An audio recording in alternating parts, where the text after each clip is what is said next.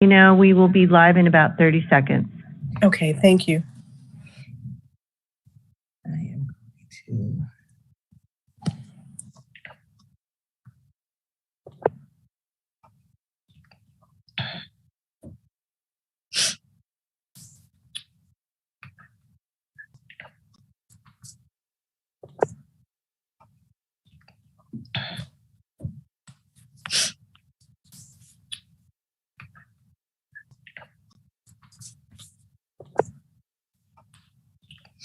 We're ready to go.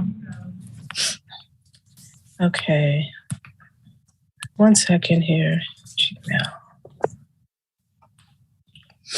We're ready to go. Okay.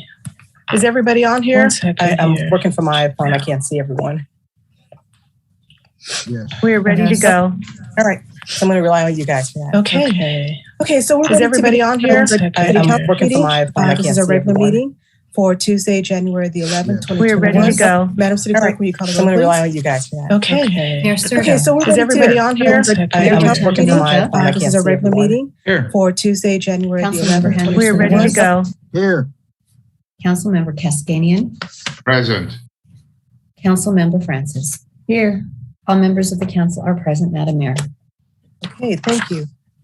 So at this time, we're actually going to go into closed session. But before we do, Madam City Clerk, do we have anybody from the public wishing to comment on any closed session items? No, we do not, Madam Mayor. Okay. So at this time, we're going to go into closed session and hopefully be back by 7:30. Okay? All right, if everybody can log off.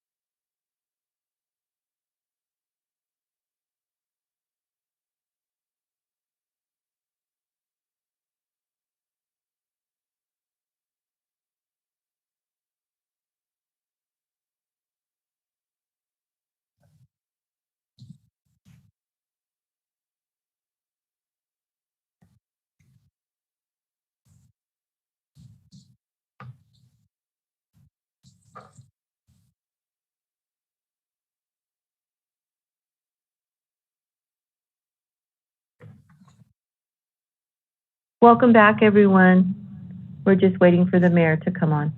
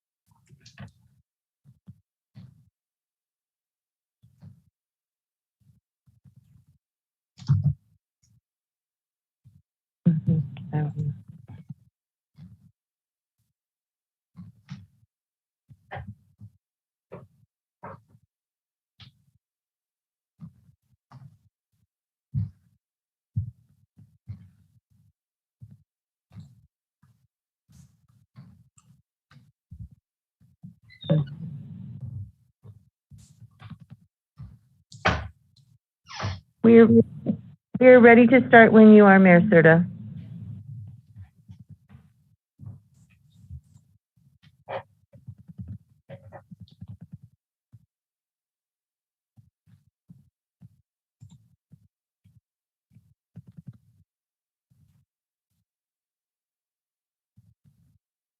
You're muted, Mayor Serta. Thank you. Okay, so we are ready to begin tonight's Gardena City Council meeting for Tuesday, January the 11th, 2022. Madam City Clerk, will you call the roll, please? Mayor Serta. Here. Mayor Pro Tem Here. Tanaka. Here. Councilmember Henderson. Here. Councilmember Cascanian. Councilmember Cascanian. Present. Thank you. And Councilmember Francis. Here. All Here. members are present. Okay, thank you. Madam City Attorney, do we have anything to report from closed session? Madam Mayor, direction was provided to staff and no reportable action was taken tonight. That concludes my report. Thank you. Okay. Just want to remind everybody, if you can put your phones on mute, and let me just read this here, this little verbiage. In order to minimize the spread of the COVID-19 virus, Governor Newsom has, excuse me, signed AB 361. Please be advised that council chambers are closed to the public and that some or all of the Gardena City Council members may be attending this meeting telephonically. If you'd like to participate in the meeting, you can participate via the following options. You can view the meeting live on Spectrum Channel 22 or online at youtube.com/City of Gardena. The second way to participate is prior to the meeting. You can email the Deputy City Clerk at publiccomments@cityofgardena.org by 5 p.m. on the day of the meeting and write public comments in the subject line. The third way to participate is via the Zoom webinar. You can join the meeting via the internet at https://us02wb.zoom/j/8834-501-2464. You can also via phone conference. The telephone number is area code 669-900-9128. And the meeting ID number is 450-2464. And you can press the number 9 feature to raise your hand and the number 6 unmute when prompted to. If you wish to speak on live on a specific agenda item during the meeting, you may use the raise your hand feature during that item that you wish to speak on. For non-agenda items, you will be allowed to speak during oral communication, and during public hearing, you'll also be allowed to speak when I open the public hearing. Members of the public wishing to address the City Council will be given 3 minutes to speak. The City of Gardena thanks you in advance for helping us to take all the precautions to keep the spreading of COVID-19 virus to minimal. So at this time, let's see. We're going to begin with the Pledge of Allegiance. Tonight we have with us Jocelyn Tajiwa Apia from San Pedro High School. Is she ready? Place your right hand over your heart. Ready, begin. I pledge allegiance to the flag of the United States of America and to the republic for which it is formed, one nation under God, indivisible, with liberty and justice for all. Okay, thank you. If you can stay on for just a couple of moments. Next, we have our invocation. Mayor Pro Tem, do you mind leading us in that? Thank you, Madam Mayor. Let's pray. Father, we thank you so much for this this evening that you allow us to come and represent our city and our people. Father, we just pray for those that are suffering from this Omicron and Florona epidemic. Father, we just pray for those that are not vaccinated, that we just pray that they will remain safe and that they will not become infected. Father, we thank you all for what you do for us, the things that you present to us, and how you protect us. And Father, we just pray for this council that we would have patience, that we would have grace and mercy in all the things that we do to make sure that our city continues to be the gem of the South Bay.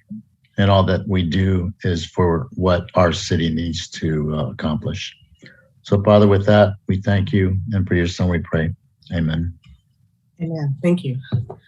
So just really quickly, just want to recognize Jocelyn, who led us in the Pledge of Allegiance. She's a student at San Pedro High School. Let's just give her a round of applause for leading us tonight, the Pledge of Allegiance. Jocelyn, thank you. You did an amazing job. And we hope Pedro. And we hope that you come back in the future to lead us again in the Pledge of Allegiance. Also, I'd like to just thank again Mayor Pro Tem for leading us in tonight's invocation. As always, Thank you, Madam Mayor. We appreciate it. Next, we're going to move on to presentations. Tonight, we have a certificate of recognition being given to Dale R. Pierce. And I'm going to read it in just a second, but because he is the planning commissioner for Councilmember Cascanian, would you like to say a few words? Yes, Madam Mayor, if you can allow me for a minute. Thank you. First of all, I just want to thank Dale Pierce for his being my commission for the Planning and Environmental Quality Commissioner. Dale was really true person, and I trusted him through all these years that he helped me out with decisions making at the Planning Commission. I want to thank him sincerely, and the reason that he's leaving us, I just want to say it, that he sold his house in city of Gardena, and he's not qualified to be a commissioner anymore. So we're gonna miss Dale dearly, but we'll give him a call sometimes and ask him for his ideas, because he was a really good decision maker too as well. And I just want to thank him sincerely again for his helping me out in this position. And thank you, Madam Mayor. That's all. Muted, Madam Mayor.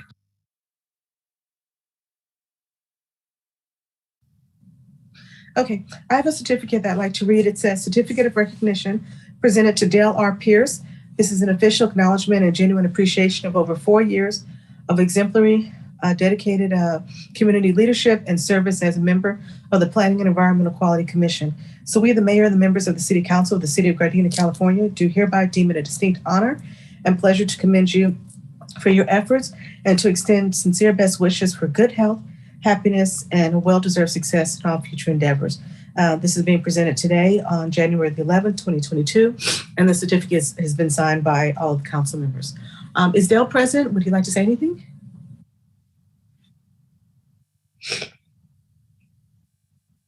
He was on, and I don't see him. He must have left the meeting. Okay, if he comes back on, just let me know, and we'll let him say a few words if you'd like to. We surely will. Okay, thank you. Next, we have a video presentation of the holiday home decorating contest. I believe that is Stephanie is in charge of that.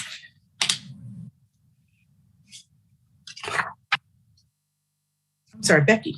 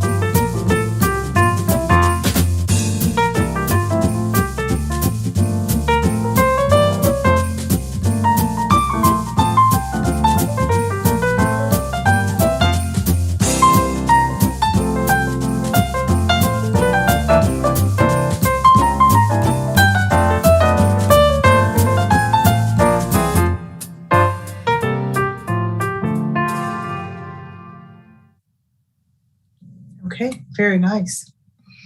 All right, great job. And just like to thank the chairperson from the Beautification Committee, Councilwoman Francis. This was your project here. Would you like to say a few words? I'm muted. Okay. Yeah, thank you, Madam Mayor. This was the Gardena Beautification Commission Holiday Home Decorating Contest. This is our second year. And there were 6 submissions altogether. And I got to tell you, there's so many beautifully decorated homes in the city of Gardena. And but we chose the 3 that we did, first, second, and third place. And they were just really phenomenal. So I encourage all of you, you can start working now. There will be a 3rd holiday home decorating contest. And I hope we'll get more submissions next year. And I'd like to thank our staff liaison, Alex Orozco, and Ms. Pauline and Stephanie for doing the video. And also, I thank my fellow commissioners that we're working together on this. So thank you so very much, and look forward to next year. We are. Okay, thank you. Next, let's move on to proclamations. We have one for Martin Luther King Jr. Celebration Week, which is January 9th through the 17th. It's actually going to be accepted by Councilwoman Francis, who is the chair of the Dr. Martin Luther King Cultural Committee. Let me just read the proclamation first here. Let's see. Just want to make sure I'm not muted. It seems like my phone keeps muting me. Okay, it says, whereas in November 1972, The City Council of the City of Gardena granted a request to two well-known Gardena citizens to establish a Dr. Martin Luther King Jr. commemorative committee.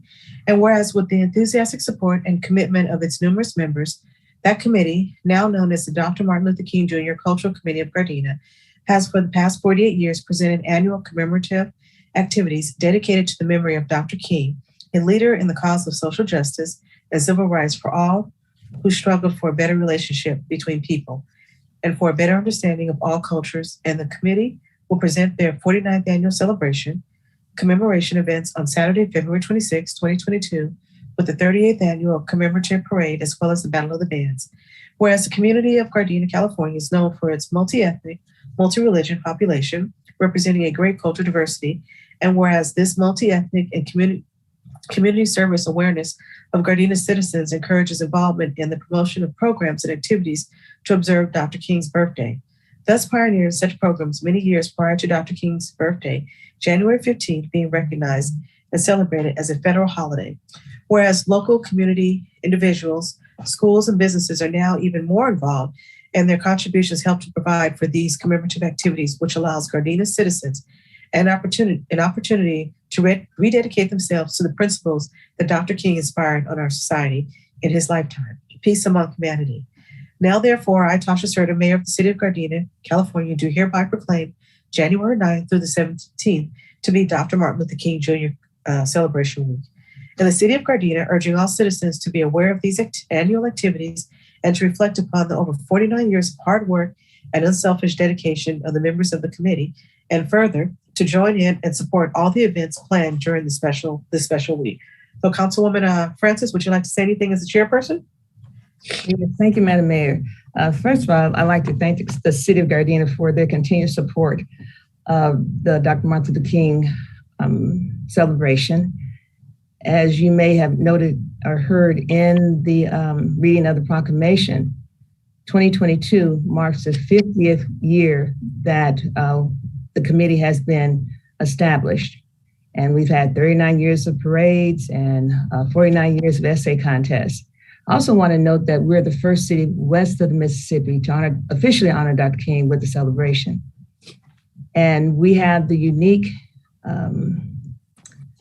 collaboration between committee, our regular committee members, citizens, along with the state of Gardena, Parks and Rec, and we have a collaborative effort. You won't find that in any other city except ours. It's one of the really nice things about Gardena. One of the many nice things about Gardena.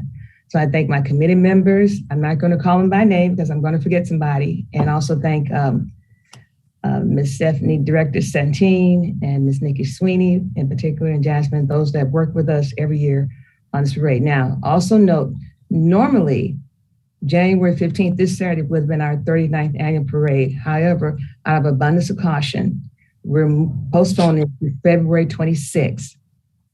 So mark your calendar, save the date, February 26th. We'll have the Dr. Martin Luther King Jr. Commemoration Parade, in addition to our Black History Month celebration afternoon in the park. So we look forward to seeing everybody come on out, and prayerfully by February 26th, we'll have a wonderful celebration and this COVID thing will be behind us. Again, thank you, Madam Mayor and fellow council members for this proclamation. Okay, you're welcome. My understanding is Dale Pierce is now on.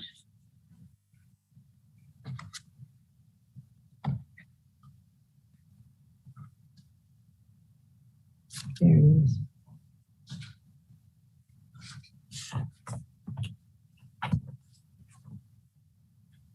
Dale, you can go ahead now. Madam Mayor, I am here. Okay. Would you? We actually already read your certificate. Would you like to say a few words? I would. I am extremely honored by your recognition and honored by virtue of serving on your planning commission. It gave me great pleasure to contribute to the city, a city that I have been affiliated with since 1954. I realize that many of you aren't that old, but and watching the city grow, watching how the city has evolved has given me great pleasure to be affiliated with the city. And that would remain had the circumstances not changed. But I also want to thank the city staff for the guidance and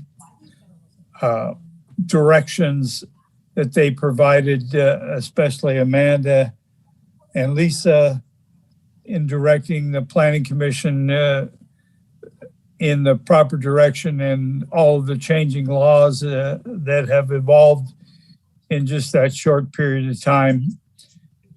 Again, it was my honor, and I thank you for the recognition and wish you all the best. All right, thank you, Dale. We appreciate your service, and it's going to be probably hard to try to replace you, but we thank you for the time that we were able to have you here in our city. Thank you again. Okay, thank you. Everybody give him a round of applause, please. All right. Okay, so next we're going to move on to the consent calendar. I'm sure everybody's had the opportunity to take a look at this here. Does any member of the council have any items that they would like to discuss separately? Madam Mayor, if you don't mind, could we take a look at 8F, the annual regulatory fees for wholesalers and distributors? Okay. Is there a second on that? I'll second that. Okay, second. Madam City Clerk, does anybody from the public wish to discuss any items separately? Madam Mayor, I'm not aware of anyone who wants from the public that wishes to speak on this. Okay. So with that being said, let's go ahead and take roll call for the consent calendar, excluding item number 8F. Can I get a motion to do so? So moved. Okay. Motion was made by Council Member Henderson, and I didn't hear who that second. Tanaka. Okay, Tanaka. Okay, Madam City Clerk, there was a motion made by Councilmember Henderson and a second by Mayor Pro Tem Tanaka. Will you call the roll, please? Yes. Councilmember Henderson, Yes. Mayor Pro Tem Tanaka, Yes. Councilmember Cascanian, Councilmember Cascanian. Yes.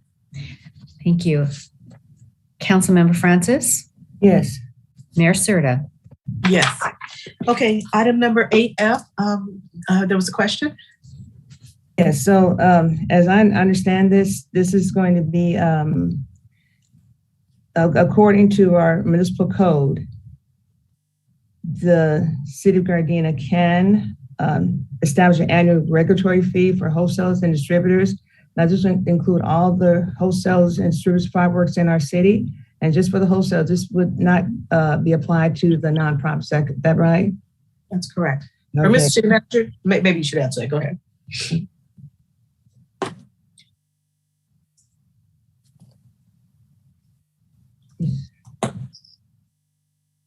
Sorry, I was muted. That's correct. Okay. And that according to the code, we could establish a regulatory fee up to $20,000 or? No, the fee, the annual fee currently for 2022 is $8,000. $8,000 per wholesaler. And if you don't mind, could you tell me how you arrived at that amount, that figure?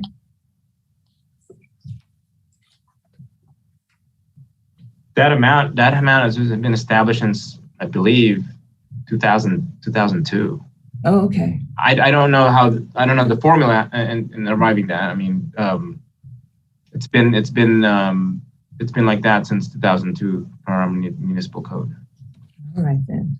Okay. Thank you very much. That was just my concern. Okay. Does any other council member have any questions? Okay. Madam City Clerk, anybody from the public have any questions on that as well? No, Madam Mayor. Okay. With that being said, can I get a motion to approve item number 8F? You're Oh. So Okay. This is my Second. Okay. Motion was made by Councilwoman Francis. Who seconded that? I'm sorry. Henderson. Anderson. Okay, Henderson. Okay, Madam City Clerk, motion was made by Councilmember Francis, a second by Councilmember Henderson. Will you call the roll, please? Councilmember Francis? Yes. Thank you. Councilmember Henderson? Yes. Mayor Pro Tem Tanaka? Yes. Councilmember Cascanian? Yes. Mayor Serta? Yes. Okay, next up is item number 10, which is the Planning and Environmental Quality Commission action sheet. This is in regards to the January 4th, 2022 meeting, which is the Planning Commission's considered adoption of the Gardena General Plan, the sixth cycle 2021 through 2022 housing element. The amendment to the city's general plan exempt from the California, from CEQA requirements per section 15061. Review for exemption of the CEQA guidelines. The Commission's consideration involving making a recommendation to the City Council. At this time, no action is needed because there'll be a special meeting on January the 26th where we can go into more detail discussing this. Okay. Next up is oral communication. Madam City Clerk, do we have anybody from the public wishing to speak at this time?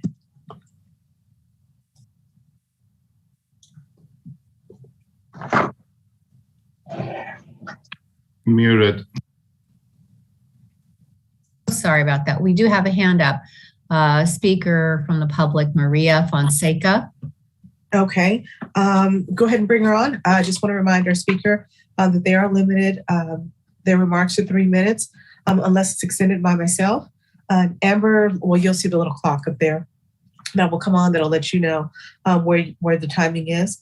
And when your time is over, we appreciate at that time if you would your cooperation just stopping. Okay, go ahead, Maria. Hello, City Council members of Gardena. Can you hear me? Yes, we can. Great. My name is Maria Fonseca, and I have been a Gardena resident for 12 years now. As an electrical engineer, I'm seeing more cities in the surrounding area work towards more sustainable practices. For example, the City of Los Angeles has produced a sustainability plan outlining its efforts and goals to make the city more environmentally friendly. My question today is, does the City of Gardena have a plan similar to this? Or what are we doing as a city to help cultivate more sustainable practices? Thank you.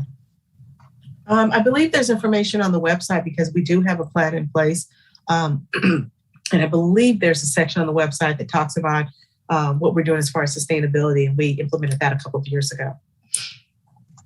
I tried looking for it, but I couldn't locate it. Would it be under a department? Well, if I could ask you to do this, if you could give our city clerk's office a call tomorrow and ask for Becky, maybe she can get some information and direct you exactly to where it's at, and go from there. Okay, perfect. If it's not on the website, she can probably. I want to say it is on there, but if not, then she can direct you to the appropriate person who's handling the sustainability for our city. Great, thank you very much. Thank you. Madam City Clerk, is there anybody else, any other speakers? Madam Mayor, we did receive a written email from a member of the public, actually the Gardena Village Mobile Park, and it has been forwarded to the council and been made part of the record. And if anyone wants to view it, they can contact the city clerk's office. Okay, and thank you. I don't see any other hands up. Okay, thank you. Thank you very much. I know I've received it. I believe that went out to all the council members there, and we will definitely get back with Village Mobile Home Park because I know this is an ongoing issue that's been in effect for a couple of years now. Okay, with that, let's move on to departmental items. First up is item number 12A. Mr. City Manager. Mayor Serta, members of the City Council, agenda item 12A is an urgency ordinance number 1838, adopting changes to Title 17 subdivisions, Title 18 zoning of the Gardena Municipal Code relating to the implementation of Senate Bill 9, allowing the subdivision of single-family residential lots into two, and the creation of 2 residential units per lot as mandated by state law. The adoption of the urgency ordinance is not a project under the California Environmental Quality Act, or CEQA, pursuant to California Senate Bill 9. Staff respectfully recommends that City Council adopt urgency ordinance number 1838 amending Title 17 subdivisions and Title 18 zoning of the Gardena Municipal Code relating to the implementation of Senate Bill 9. On September 16, 2021, Governor Newsom signed SB 9 into law, which adds 2 new sections to the government code relating to the development of multiple units on a single-family residential lot and lot splits. SB 9 took effect on January 1st, 2022. The public is already beginning to express interest in developing under this new law, and it is necessary to have standards in place to protect the public health and safety. On December 7, 2021, the Planning Commission voted 3, 2, and 0, recommending that the City Council adopt the urgency ordinance. It is necessary to adopt these changes through an urgency ordinance and then proceed with a readoption through the regular manner that will include a notice for a public hearing before the City Council at a later date. There is no financial impact. What's required tonight is adopt urgency ordinance number 1838. Okay, thank you. I think we have a PowerPoint presentation on this one here. Greg, is that available now? Yeah, I'll go through this sort of briefly, all the fine points of the ordinance. So I'm going to share my screen right now. Okay. Let's see. All right, can you see that? Yes. Okay, good.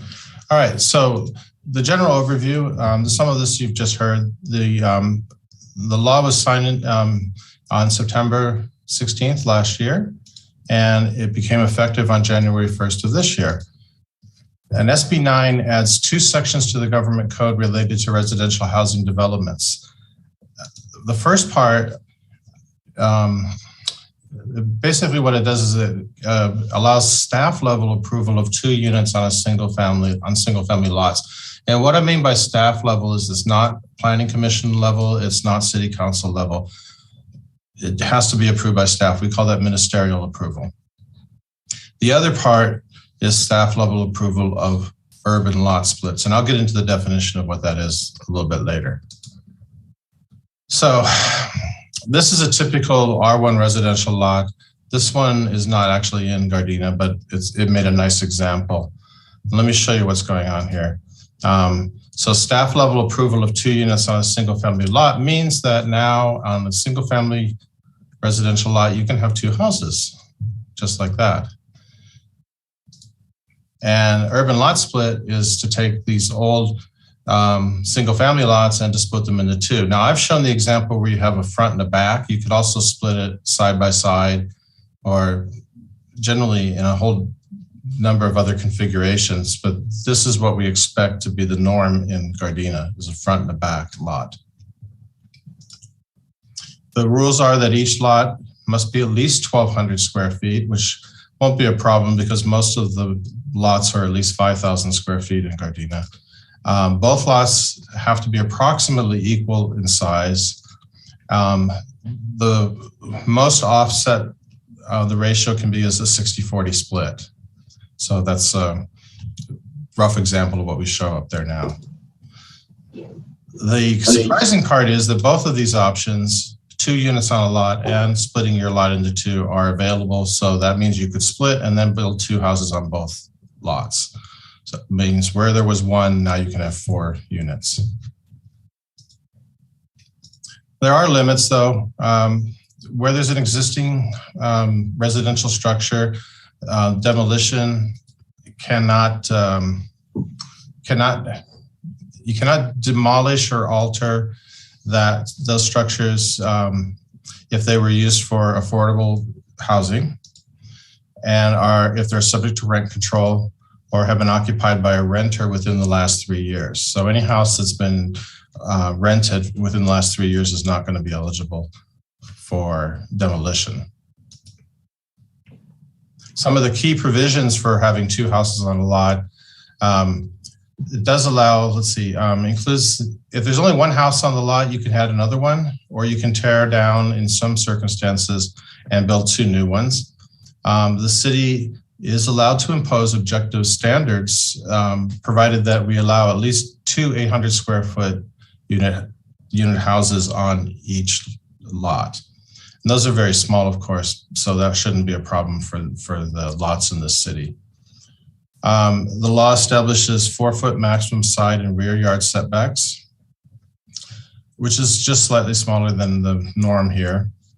Sets maximum of 1 parking space per unit requirement, but properties that are near certain transit stops, and this is pursuant to SB 9, are going to be exempt from that. And short-term rentals such as Airbnb and that are prohibited on these lots. So the key provisions for the lot splits: the property owner must intend to occupy one of the units for 3 years. That's written into the law. Greg? Yeah, go ahead. I want to clarify that the law is written in a strange way, and that one actually says the applicant, doesn't use the term owner, must intend to occupy 1 unit for 3 years after the approval date of the lot split. And from when the lot split is approved to when the house gets built may not mean that the person actually lives there for 3 years. That's correct. Thank you. Adjacent parcels may not be developed by the same parties. This is to prevent flippers from just working their way down the block. Split parcels can't be split again. And all parcels must have access to a street or an alley or other public right-of-way. And the city cannot require dedications or offsite improvements. So that includes replacing or repairing sidewalks and curbs and anything of that nature that we normally do with new development. That's all written into the law, so there's not much we can do about these things. But we can require easements for public services and facilities. So some of the key elements, 2 units, some of this is rehashing. There's 2 units per lot maximum. There's a 50% lot coverage, which is the standard now. For the rear units, we've upped to 75%. These are landlocked units. The reason for that is we recognize that 50% is not going to actually work in a number of cases. And when things don't work out, you're going to have to give up something. And this is probably the one that we're going to have to give up most often. So we've just preempted that by making it 75. This should almost always be hidden by the front house or houses anyway. So it's the least objectionable thing to give up. The minimum setbacks, 4 feet for the side and rear, that's per state law now. 20 feet in the front yard, that's existing, no change being made there. 10 feet for the street yard, side street front yards. And let me explain what we mean by that. I'm going to show you an illustration. Here's a corner lot, and there's special circumstances when you do a corner lot. So let's say this is the current front yard. It's defined as the narrow side. It doesn't matter which way the house faces. This is the front yard, and this is their side yard. But if a person wants to split the lot this way, that back lot, that becomes their front yard, and those green ones are the side yard.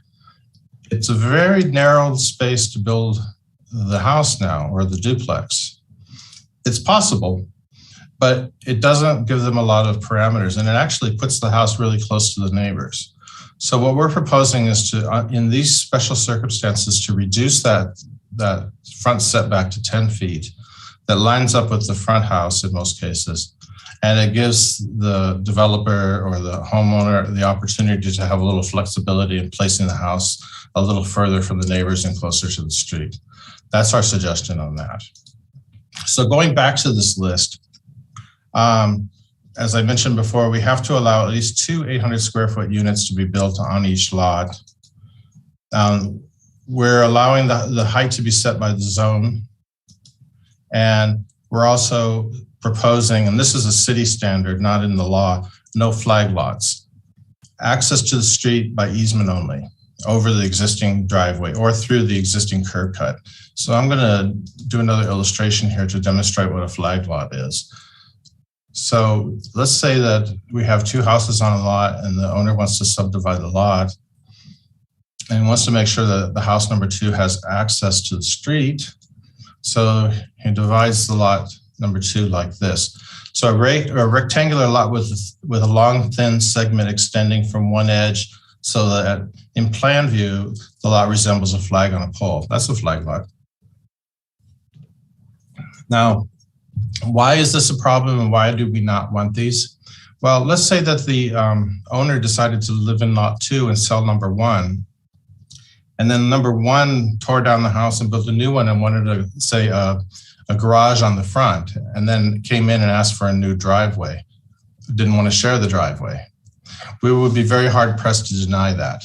So then we would have 2 driveways where we have 1, which means we would have a reduction in street parking. That would be more paved surfaces, less greenery, landscaping, and altogether it's just not a good idea. So what we're going to require instead is that no flag lots, but every landlocked lot, which is the one in the back in this case, will be required to have access over an existing driveway or to the existing curb cut through an easement over the front property. So that's the city's requirement on these. So the purpose of this urgency ordinance is it allows the city to impose these objective standards, especially the flag lot standard. It's a temporary measure while permanent ordinance is prepared. It becomes effective immediately, and it allows permanent ordinance to reflect any additional actions that may be made by the state and any changes due to our experience working with projects that are in the process or coming up in the near future. Also, preserves the character of the R1 neighborhoods to the greatest extent that we can, given the circumstances, and preserves street parking to the maximum extent. Establishes regulations that are compliant with the state law and allows the city to enforce our objective standards. If we fail to adopt this ordinance, we are still obligated to approve these things at the staff level as soon as they come in, basically, effective January 1st. But we would not be able to enforce the flag lot prohibition, for example, and that would be, I think, detrimental. Provides clarity to the community and to developers what to expect when they do these projects in Gardena, and ensures consistency in processing the projects going forward. So are there any questions? Greg, before we go to any questions, I just want to let the council know, one, this takes a 4/5 vote to approve because it's an urgency ordinance. And 2, we made a minor change. We have to make a minor change in one of the whereas clauses of the ordinance had indicated that there was a duly noticed public hearing tonight. That language has been changed to simply say the council considered it tonight. It had been our original intent to have a noticed hearing on this, but due to the newspaper's change in deadline because of the holiday schedule, it was missed. Lisa, do we still need to have a public hearing then or no? Yes, we're still going to take public comments on it. It's still an item on the agenda. It's just not a formally noticed hearing, as Greg indicated. We need to go back and, any amendments that need to be made. Eventually, HCD will come out with guidelines, which will probably throw every ordinance that everybody's drafted into disarray, as HCD is prone to do with us. And then we'll go back to Planning Commission and come back to council with noticed hearings for that. Okay. I have a question. Go ahead. Attorney Cranich, so if we could not properly notice the public hearing, then how can we still adopt this urgency ordinance without the public hearing? Yes, urgency ordinances do not require a public hearing to be adopted. Okay. My other question is, what's the urgency? I mean, it's a state law. SB 9 is going to affect, and pretty much what you have stated in the PowerPoint presentation. As I look at the paperwork, the law, it seems pretty much everything is in there except for that flag. Everything, it's the same thing, rather than the state taking away city council's ability to make decisions about what goes on in their own city in terms of development. It takes it from the state and gives it to the staff, because that's that ministerial where staff can we don't have any power that way. So I'm not quite sure I understand what is the urgency. If the law is already in effect, then why are we adopting a state law that Livable California is working on a proposition to nullify this whole SB 9. So why would we want to implement something that a lot of people are kind of not in favor of? And it really doesn't really do anything to, I'm just asking. It provides more standards that people have to follow. It provides guidance that isn't there by just the state law. I think the state certainly anticipated that cities would be adopting ordinances to implement it. It makes it clear how much you can demolish of a house. We do specify how much. Greg, do we not have a provision on the access way that we wouldn't otherwise have? Yes. Okay, on how much access is required for a driveway for the rear lot. Yeah. There are several, sorry to interrupt, there are several details like the minimum width of the easement and so forth that I did not get into because it would make the presentation extremely boring and long. But there are little things like that that are in there that we would lose. But the main reason, I believe, is the flag lot. We would lose that ability. We would probably end up getting 2 driveways for every lot, which would basically eliminate street parking altogether every time one of these things is built. And I think that alone should be the urgency. When it comes back as a regular ordinance, there's an opportunity for a lot more of these objective standards to be worked into it. And a lot of these things may be from learning learning as we go, or maybe we'll think of, other ideas such as, maybe, the height should be something, or the lot coverage is 75%, maybe too much, or something of that nature. But these are things that are under our control now. If we fail to approve the urgency ordinance tonight, none of that would apply, and it would be exactly as the state allows, and that would be basically a free-for-all. Actually, now as I read it, it says that the proposed housing does not allow for demolition of more than 25% exterior walls, structural walls, subprovided that development is not located in historic districts. So actually, it does for the same thing with just what you, as far as I saw, correct me if I'm wrong, but it says the same thing. And on that point, yeah. That's true. On the way that Gardena's done it, I'm sorry, I've done a lot of these ordinances for various cities. No, because I've been very concerned about this, and we've had a discussion about how the city has no local control.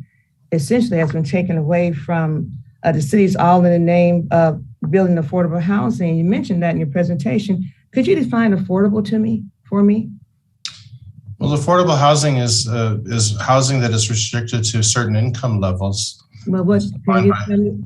I'm sorry. I go ahead. I'm sorry. Yeah, that's housing. I'm sorry. Did you have a question?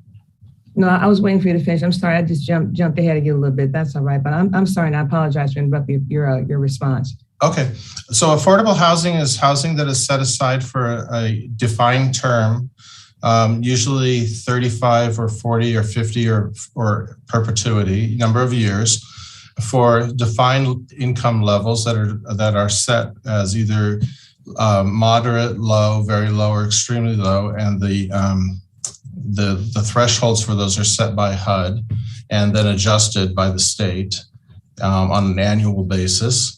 And families that qualify are then, eligible to be in this housing, and it can be either a rental or purchase, but it's controlled by some mechanism. Usually, well, in the old days, it was mostly redevelopment, but now it's, nonprofits and so forth that screen the applicants and so forth. But it's a set kind of program that only allows certain people of lower income that meet the thresholds based on family size to reside in these places. And it's just like we went over with the housing element. There's a process whereby housing is designated as affordable housing. Yeah, the reason I asked, because I know we have a development going in, I believe it's 157th in Normandy, that has dedicated affordable housing. And that might, I guess, if you think you have a unit going for $700,000 and you have one that's $199,000, I guess that would be affordable. But let me ask you, I just have a couple more questions. And so now my house, for example, where I live, I could take my lot and divide it in two and build 2 units or even up to 4 units on my lot. That's how it's going to work? Theoretically, yeah. So, okay, so theoretically, and I wouldn't have to be responsible for fixing the sidewalks or having the setback. There's actually, the way our property is situated right now, the setback could be almost, as it is, we're almost right to the street right now. There's no, I couldn't see, there's no imposition of setback requirements. Well, is that also correct? If you divide it as a front lot and a back lot, the front lot would still have the 20-foot front yard setback. Mm-hmm.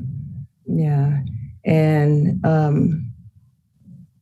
so one special unit, so I'm still trying to figure out how it's going to preserve the character of our one unit, R1 neighborhoods, because now I, as a property owner, I would really be hard pressed to, I don't know if I could afford to redevelop my property into 2 units, and then I don't think I could do it. Perhaps there might be some homeowners that have more better financial position than I am, but I'm not quite sure how I could do that. I'm just really, really concerned about what is the rush if the bill is already in place? What is our rush? And then knowing that Livable California, an organization is working to vote this out, to give back local control, to see why are we rushing into this? I don't understand. Are there plans? Have plans being submitted? Are you anticipating some plans being submitted in the event that this gets approved? And they're kind of just waiting to see. You have some folks out there, they're just kind of waiting in the wings. You have something already submitted. We're just waiting for these to be approved. But that's not how it's supposed to work, right? No, actually, it would be more likely that people would be submitted before this gets approved, because right now we're strictly under state regulations until this is adopted. Mm-hmm. But if this gets approved and the city council has no say, all those plans can be approved in community development without coming through city council. Is that correct? No, you've already lost that. On January 1st, that was lost. Yeah, so, but that was lost on January 1st by the state. But right now we're getting ready to talk about putting it into our code. It's not in our code right now. Is that right? But what this urgency ordinance would do, would put what the state is doing to us and act it make it become a part of our municipal code. Am I in the right space with this one? Well, is that correct? In that sense, it doesn't matter, because the state law is already in effect and we are obligated to enforce it as it was written. But what this ordinance does is it gives us a little bit of protection so that we don't lose all of our controls. We still have some controls that we wouldn't have. I mean, under this ordinance, this urgency ordinance, we will have controls that we don't have now and that we won't have if you fail to adopt this. Can you help me understand which control that was? Yes. Before the flag. Now, they do have those flag type parks in Huntington Park. I have a friend that owns a home in Huntington Park, and she owns her house in the front, and there's another homeowner in the back, and they have this arranged where they just use the same driveway to go in and out. They share a driveway. She has a garage, but they also share a driveway that extends all the way to the end of the property. So that does happen. But I'm just kind of confused. Why would I want to, something I don't like the state is doing, why would I want to adopt it for my city? Because it's already enforced in the city. The state law is in effect in Gardena already. Mm-hmm. What this ordinance does is allow us to impose some controls that the state doesn't impose. Okay. I'm sorry, I must have, maybe I wasn't paying attention. Could you explain me what those controls are? Well, the flag lot is the biggest one. Flag lot, okay. And requiring the easement to come out of the existing curb cut is another one. All right. The dimensions of the easement are included in that. The lot coverage is another one that comes to mind. The ordinance specifies that the underlying zoning provisions apply. Yeah. Without that, it's not clear what standards apply. Yeah, that's I don't know. I don't see a win for us as far as I can tell. I don't see a win for us by us adopting this. Thank you. I'm sorry, I didn't mean to take up so much of your time with this. With my question. Are there any other questions or comments? I have a couple of questions. If for some reason this here gets overturned, what happens to those applications that are already in the process, or if they've already started building then? What happens then? You mean overturned by the initiative that's being circulated? Yes. Well, one that's a couple years out. Okay. I would think. I'm not sure what they're aiming for, but I don't think it's going to hit the November election.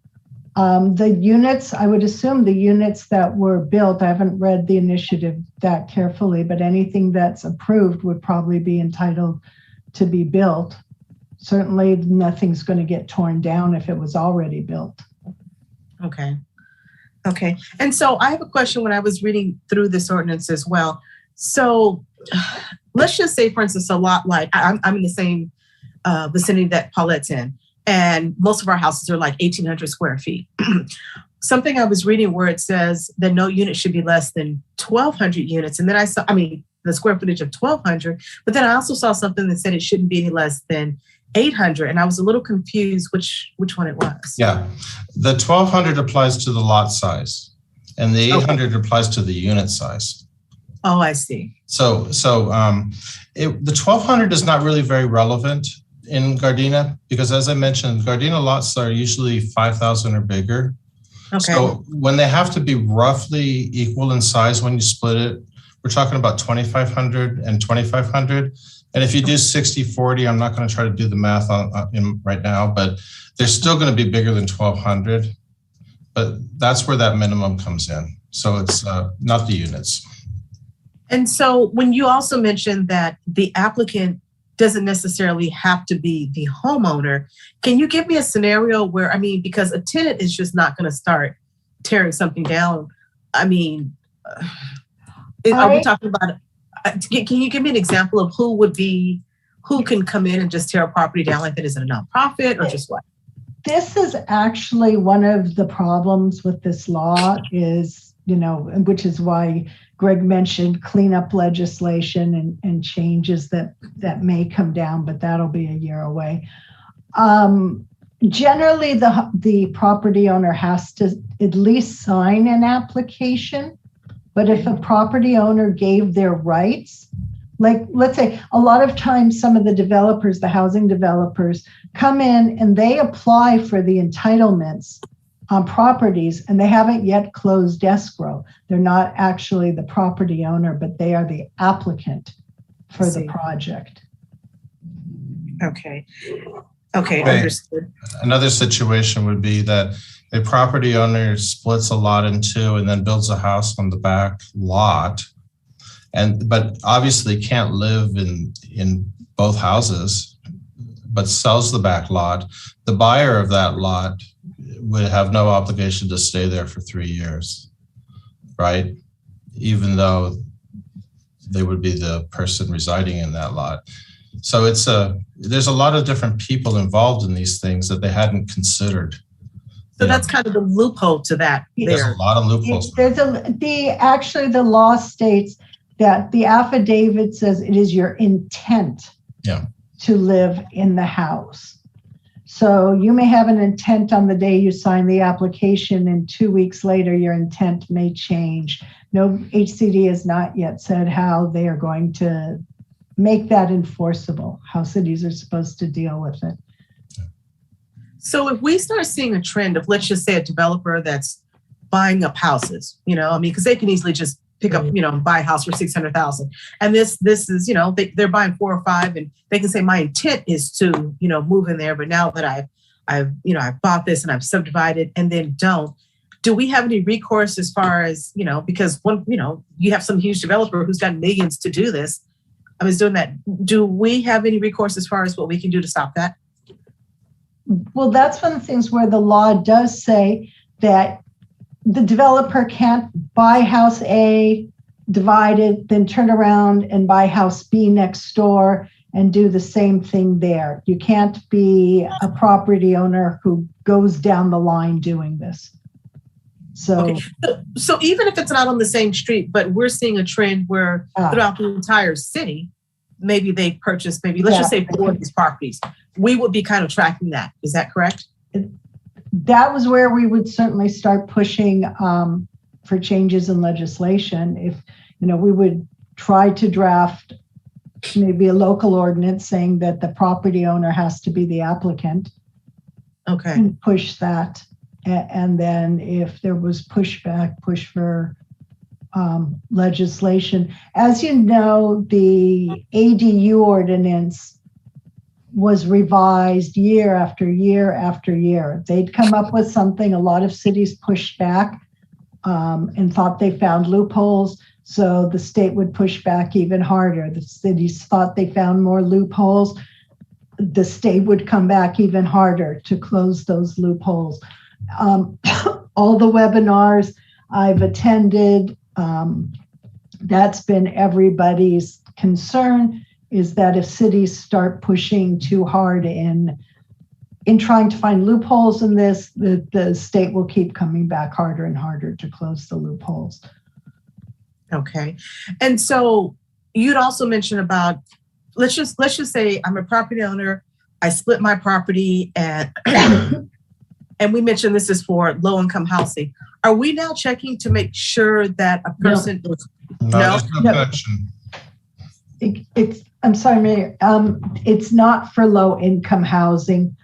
What Greg indicated with regard to low-income housing was that if a home was being used for low-income housing restricted, then it couldn't be demolished. It's ineligible for that. It's ineligible for the demolition, to do SB 9 demolition.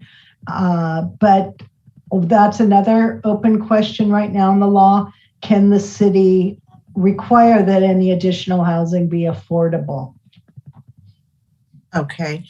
So, because I guess I'm just thinking in terms of, if I decide I want to split my property in half, and, I figure, hey, I can charge, the max $3,000 for this property. It doesn't necessarily have to be affordable at all. I'm just making as much as I can make, correct? Correct. Wow. Okay. The state's theory on this is the trickle down, that if you keep providing more and more housing, eventually it has to become affordable because there's more supply. That's their theory. Not necessarily. Okay. Yeah. Gotcha. Okay. Are there any other questions or comments anybody has? Yes, Madam Mayor. Go ahead. Thank you. Thank you for the presentation, Greg.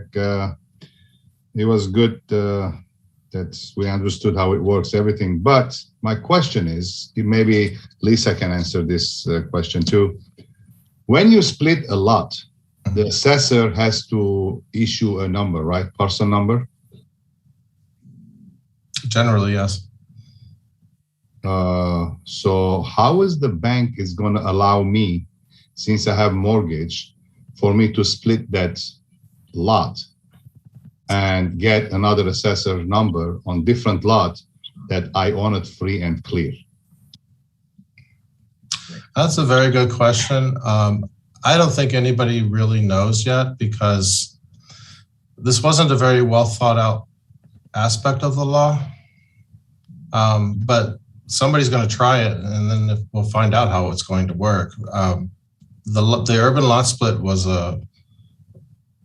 it's not very well thought out, to be honest. Nobody's really very sure how it's going to work, because there's another aspect to this law that's even more crazy. And there's a little bit of language in there that says that the second house on the same lot has to be, what was the wording, Lisa?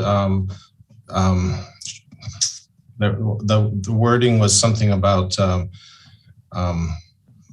Which one are you going for? The connected? No, not, yeah, it was in that area, but it has to be, it's basically available to be sold or something.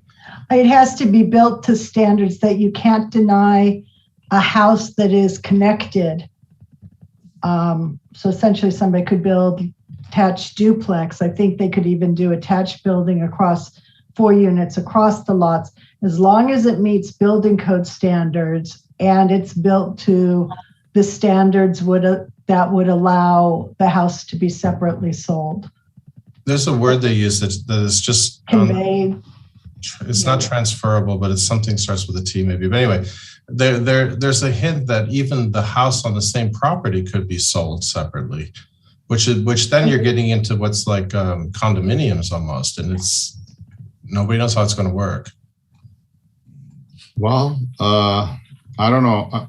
Let me ask you this one too. Do we know who wrote this Senate Bill 9? Who sponsored it? What's this? Wiener. Atkins. Yeah. Atkins. So my question is to Senator Atkins, when I split my lot and I build a house in the back or in the front, and the assessor number will be different, obviously, 100% is going to be different number. And I do go ahead and live in that new house, and I give up the payments on my existing house, and the bank will repossess that house back from me. I will live in a free, paid off house. Is that what my understanding is? I don't think it's going to be that simple. Whenever you do even a lot split, all of the parties that are involved in the lot are part of the split. So if there's a mortgage, then they're considered part owner, and so they will have to settle that first. How do you going to sell the house if there is a part owner in there and you're making all the expenses in it? How am I going to allow the bank to be my partner and is not giving me any, money for me to build that house, even though they own, technically they don't own it now because it's a different assessor number. On the title, they don't own it. Well, if you split the lot, both of your lots will have a different assessor number. And so when that happens, then probably the loan on the original property will have to be basically split. So you cannot sell it because then both property is attached together. So both property has to be sold together in this case. So this bill doesn't make sense to me. Yeah, no, but I think what will happen is your loan will become 2 loans. Well, I'm telling you from now, the bank's going to scream about these things and they're going to have problems. Probably right. The law was only aimed at telling cities what they have to do, not telling the banks and mortgage companies what their role was going to be. Well, no, technically, Lisa, what I can do, I can split that thing and I put it on my wife's or my kids or my uncle's name, whoever it is. And here is a lot and let's build on it. It's your house now. And you're not part of the loan. And then I don't pay my payments on that house. The bank is going to repossess that existing house, and the new house, it's a paid off. I live in it. I don't think we're disagreeing with you. I'm just saying the legislation, the sole focus of all the housing legislation is to tell cities what they have to do without thinking about any of the other repercussions. Took away local control. Mm-hmm. Yes. All right. Thank you very much. So Lisa, can I ask a question to just kind of expand on, or Greg, either one, kind of a little bit what Art's talking about here. So as you guys are going down the checklist as far as what the applicant needs to do, that's a portion of the checklist too, to say, hey, okay, the bank has approved this lot being split because there is an existing loan on there, et cetera. Because if that's not approved, then it stops this whole process as well. Is that correct? Greg, you want to take that? I mean, I don't think cities usually get involved in the finances of it. We don't check. No, we don't usually do that. But basically, Madam Mayor, the bank is going to question you. How come you split that lot? Because I own that lot and I made the loan on that property for $1 million, for example. And now my property, it's worth $500,000 because you split it in half. I would assume the loan stays on both parcels. Well, in that case, you can't sell the property then, the new one. Yeah, it's going to be complicated. I know that they will pull a title report and they'll find the loan and everything else on those properties. And I don't know who sorts it out beyond that. I'm not involved in that part of the process. And well, maybe thank you very much for all the answers. It's great, but I would like to talk to Senator Atkins regarding this. So you and 1,000 other people, yes. Right.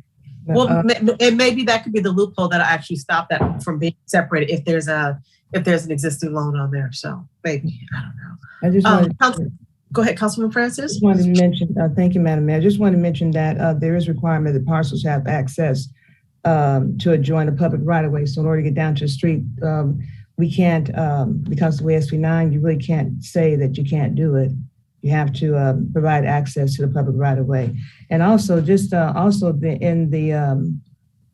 somewhere in this, they talked about 1 parking space per unit. That's correct, except for certain circumstances, which covers at least half of Gardena due to their location to transit stops. Yeah.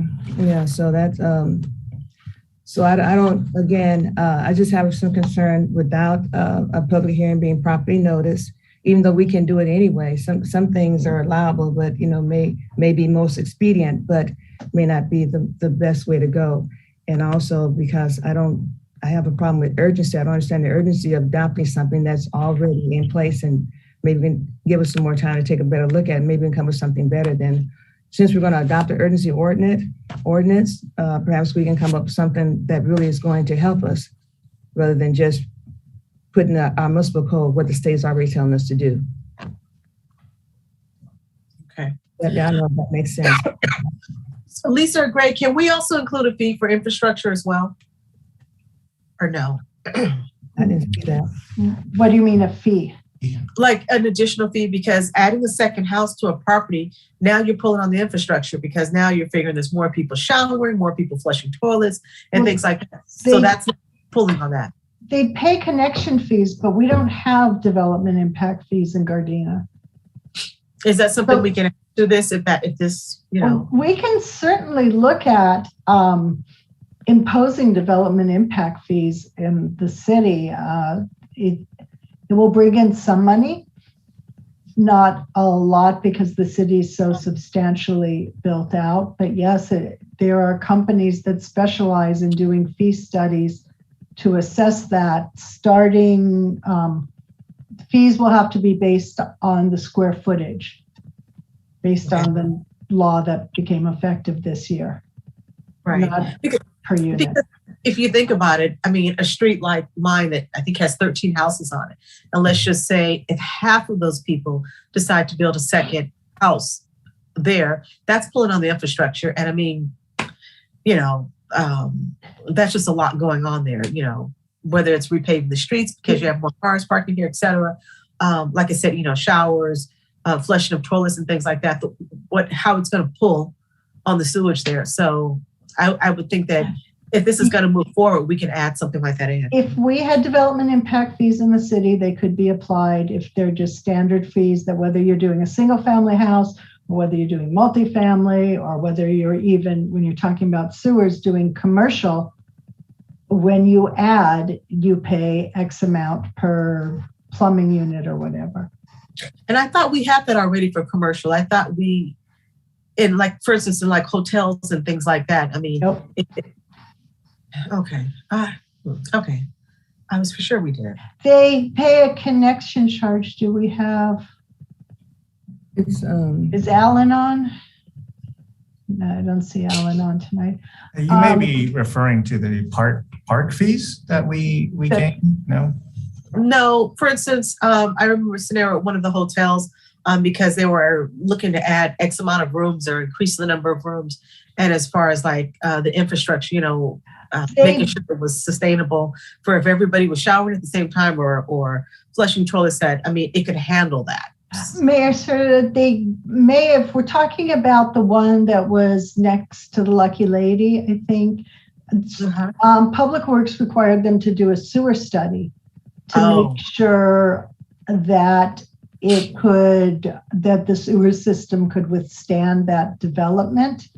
Okay. But that's a conditional use, and it wouldn't be something you do house by house. You couldn't make every house do a sewer study. I see.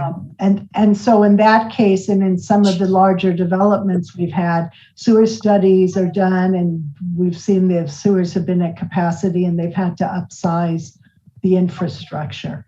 Okay. But that's different than single family homes or just having a flat rate development impact fee based on a sewer study where you already know the deficiencies. Right. I think that would be something that would be a good idea to implement since we're going to have to accept this moving forward. I mean, I'd be in favor of that. Are there any other? Yeah. Councilman Henderson here.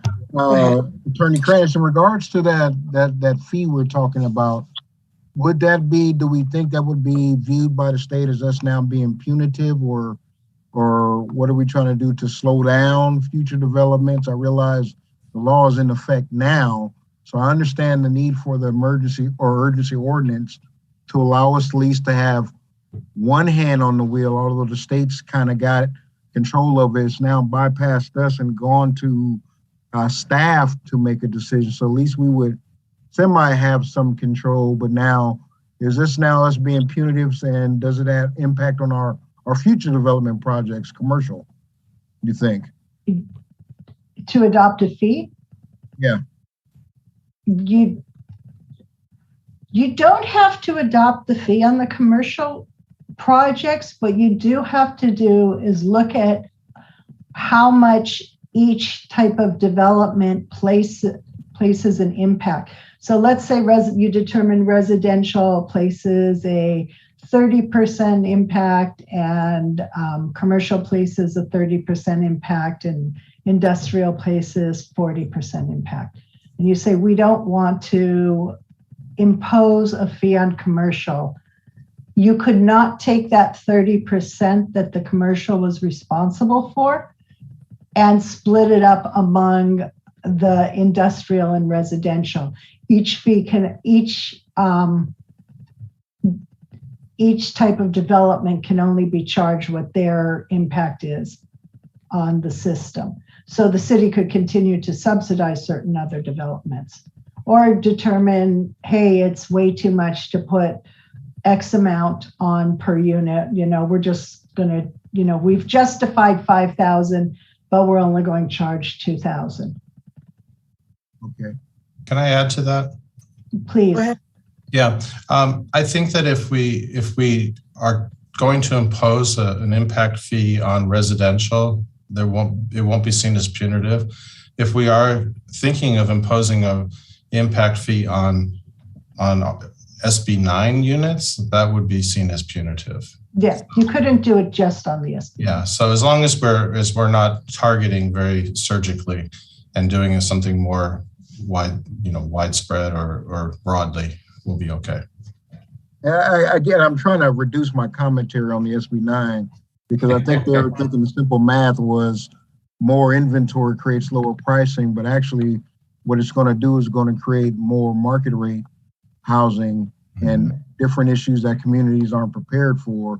But I also understand that communities historically haven't done all that we could do to make sure there's abundant housing. But I think in this case, the urgency ordinance is appropriate for at least to allow us to control, because parking is an issue in our community. So if we don't control that, now we have a property that has 2 driveways. So now we've lost the space and so on and so forth. And as to Mayor's point, if half the street does that, and now we got parking issues, so on and so forth. So I think if we adopt an urgency ordinance now, it doesn't preclude us from doing something later on. No, absolutely. And as what not.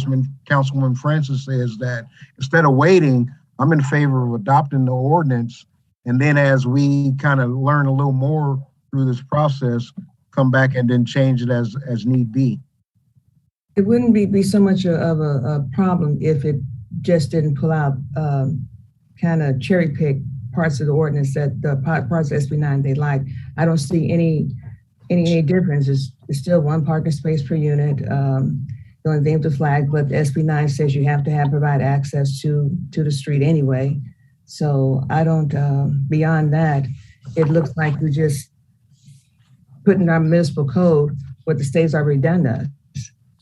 So, and then we didn't give Picasso holiday. Again, it wasn't properly, it was noted, but I don't think it really gave everybody a fair opportunity. People that would, it may turn out that no one would show up at a public hearing or no one would call in having any concerns about it. But at least on our end, we can say that we did a due diligence to make sure everybody had opportunity, the community had opportunities to sign in on this. That's all.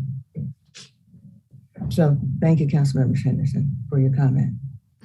Any other questions or comments? Just real quick, Madam Mayor. So this SB 9 has been an issue for a while now since it was introduced. I think it was first brought up by Wiener. But this whole thing it's a money thing. It's not about housing. It's about how much money people can make off of this bill. And I think this ordinance that we're trying to implement, if I'm not mistaken, is that we're trying to keep some of our local control through this ordinance so that what the governor has implemented as far as January 1st goes is that we're trying to at least keep a hand in some of the control that we have as far as this bill goes. SB 9 it's not finished yet. There's a whole bunch of stuff that's in the works now, still trying to, I think, combat SB 9. But because the governor signed it, we have to do what we have to do in this ordinance to try to keep at least some control local. Right. So, I agree with Mark that we have to do something at least to combat losing all control. And as Greg said, there are additional things that can be done and that we can talk about more in going through the notice hearing. We did have a noticed hearing at the Planning Commission level, and I think maybe there was one comment. Height limits, right now it'll be the height set by the R1 zone. Can look at maximum size limits of the units.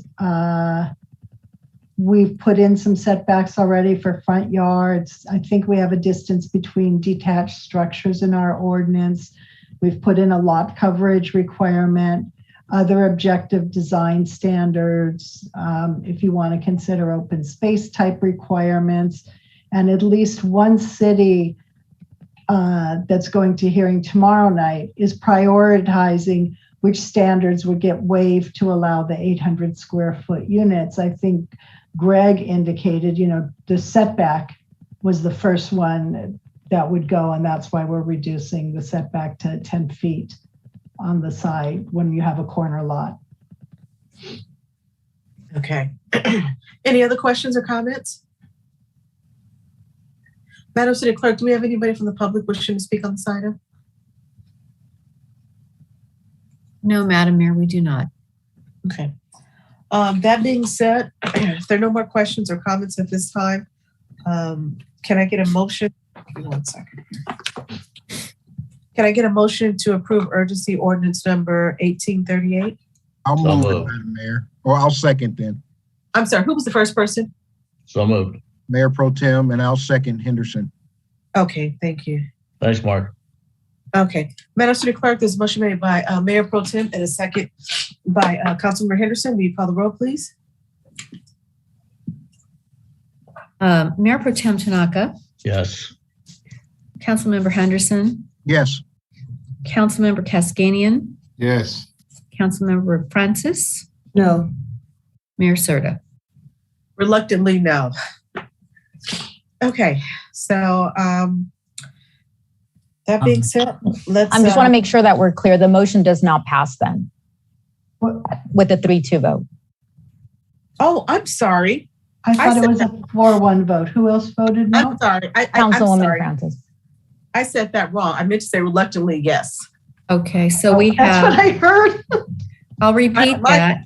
We have a yes from Mayor Pro Tem Tanaka, a motion, a second from Councilmember Henderson, a yes from Councilmember Cascanian, a no from Councilmember Francis, and a yes from Mayor Serta.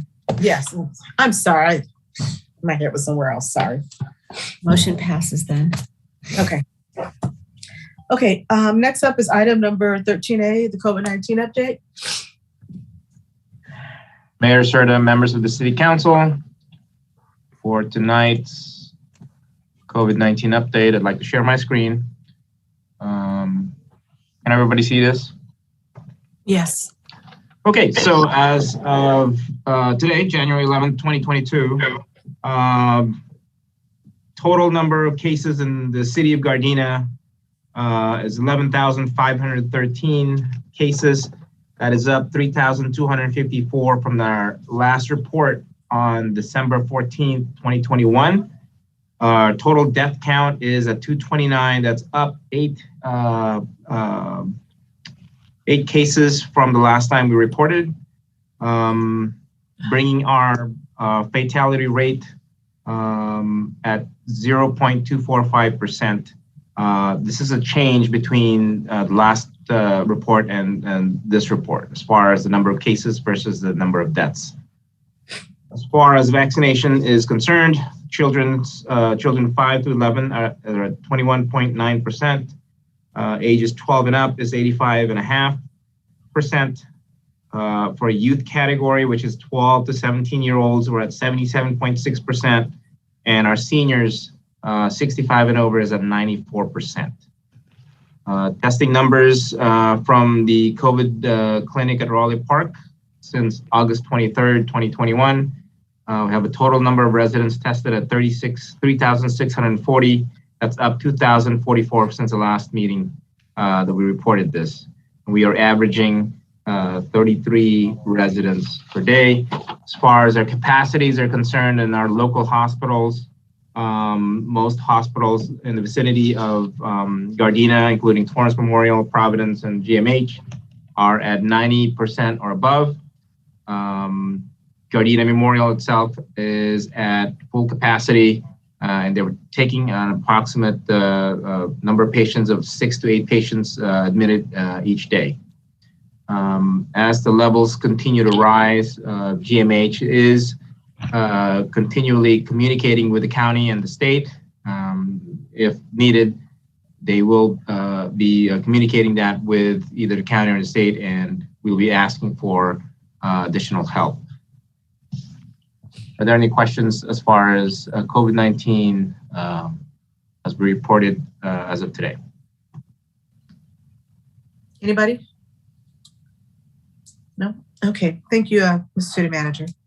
I think Councilmember Francis is muted. She's asking. Oh, I'm sorry. How about the numbers? Are they since we began counting, or that's just for 2021? What's the time? This is from the total number that we have, which is 11,513, is from the beginning of the pandemic. Okay. Yes. So the biggest flux, surge is obviously from the middle of December, which is we counted as about 3,200 cases between the last time we reported, which is the middle of December, and today about 3,200 cases and the number of people that have died. You mentioned that Gardena Memorial is at capacity already. They are at a capacity. They have about 36 patients that are COVID positive. And again, they're admitting 6 to 8 patients per day. But the silver lining, and I don't know if this is good news, is that Omicron is a fast-moving virus. People get admitted and they get released quicker than the cases back in Delta or the initial variant. So it's a faster-moving virus, meaning that people get sick, but then they get better faster.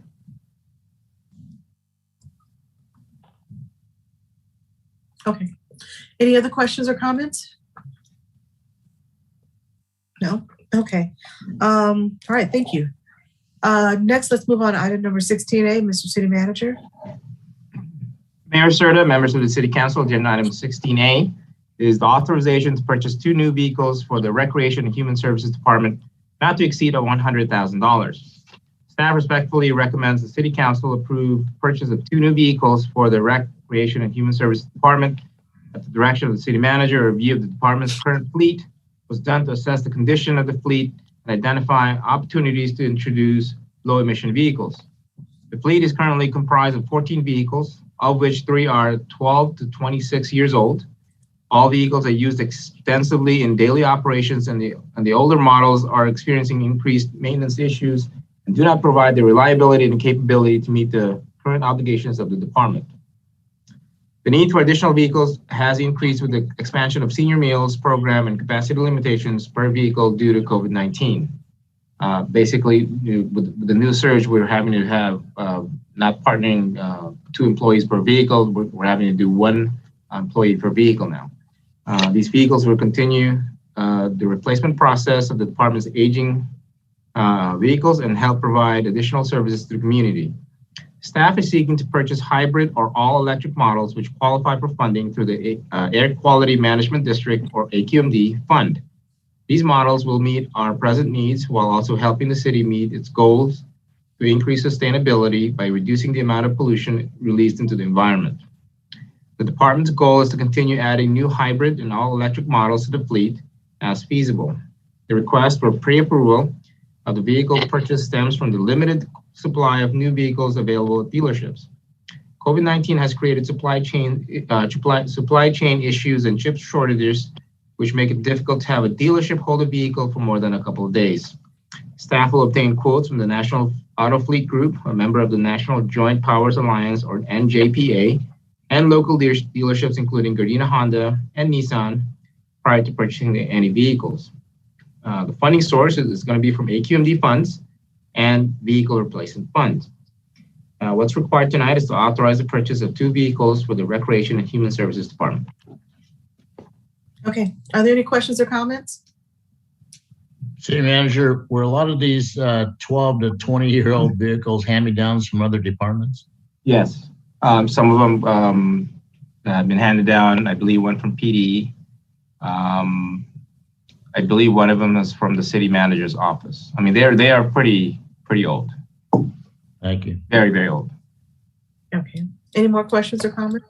Yes, Madam Mayor. So, so the funding, the money to purchase these vehicles is not coming from my general fund, but from a special.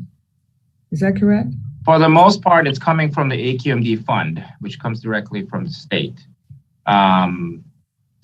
The remaining, if needed, we can use our vehicle replacement fund, which theoretically is funded by the general fund, but we set that aside every year to fund cases like this so that you don't put a strain on your current budgetary structure.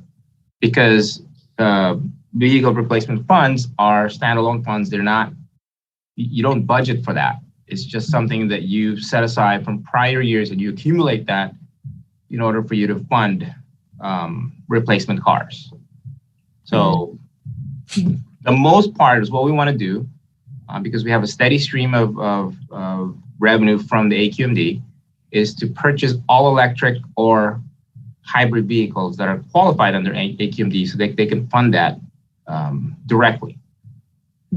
Are they, What type of, are these like sedans or SUVs? They have a whole list of different cars that qualifies, anywhere from a very small, sedan that's all electric, all the way to some of the bigger luxury cars are funded. AQMD will fund those. Which ones are we considering? I'm sorry? Which ones are we considering? The Highlander, the Toyota Highlander. Mm-hmm. I think it's a hybrid car that's fully qualified under AQMD. It's big enough. I believe it seats 7 and seats fold down in order for us to deliver meals. That's mainly what we're going to be using it for, is for delivering meals. So that it's enclosed. It's not a truck, but it's also enclosed. But it has a lot of capacity and volume in the back. So we feel that the Highlander would be one of the better ones. And what do we do with the vehicles that we're replacing? Do we sell them, put out to auction, or? We generally auction them off on a surplus auction. We get a nominal amount for those. We don't try to sell them ourselves or put it in a Craigslist. It just gets convoluted. We have an auction company that we generally use, and we send it there, and then they'll do the auction for us. All right. And with the purchase of these two, that brings our. Oh, what about, you said they're hybrid and electric? How do we have the structure, the charging stations to support these? For fully electric, we do have a number of charging stations in City Hall. There's, I believe, 3 in Public Works. There's 3 in the back lot and close to PD. And then we have a number of bays in the front of the City Hall. As more and more infrastructure opportunities that we can get, we can install those in our employee lots, so that if we get more cars, obviously we're going to need more. But we do have the current infrastructure as far as charging is concerned. We can do that now. All right, thank you, City Manager. Mm-hmm. Any more questions from members of the council? Madam City Clerk, do we have anybody from the public wishing to speak on this item? Yes, we do, Madam Mayor. Mr. Ahmed has his hand up. Okay. Go ahead, Mr. Ahmed.